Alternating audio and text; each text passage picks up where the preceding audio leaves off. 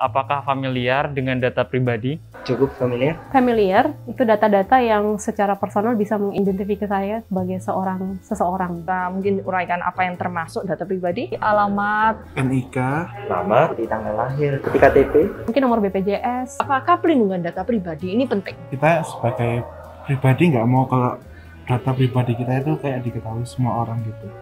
Penting banget, karena biasanya untuk mengakses sebuah website, itu saya kan harus menyerahkan data-data pribadi.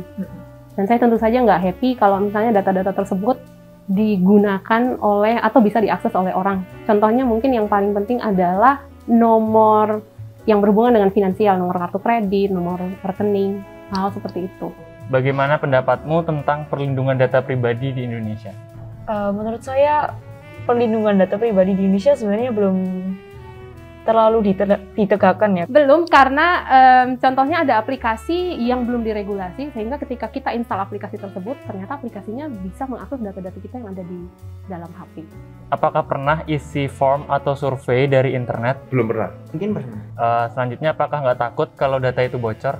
Enggak. Bisa, mungkin beberapa data bisa bocor, tetapi sepertinya tidak memberikan dampak yang sangat buruk bagi saya. Gimana nih Indonesia ini bisa diperbaiki dalam aspek perlindungan data pribadinya ini? Ya kalau menurut saya sih yang penting dikasih awareness itu satu, dan juga dikasih edukasi gimana caranya buat masing-masing orang bisa memastikan kalau data pribadinya itu aman, nggak sembrono dengan memberikan datanya ke sembarang pihak.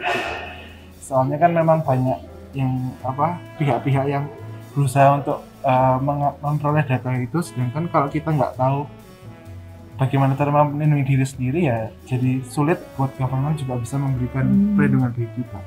Kalau yang pertama menurut saya awareness dulu, karena saya rasa kita banyak orang ya, misalnya saya lihat dari teman-teman, kolega, itu belum menyadari pentingnya data privacy.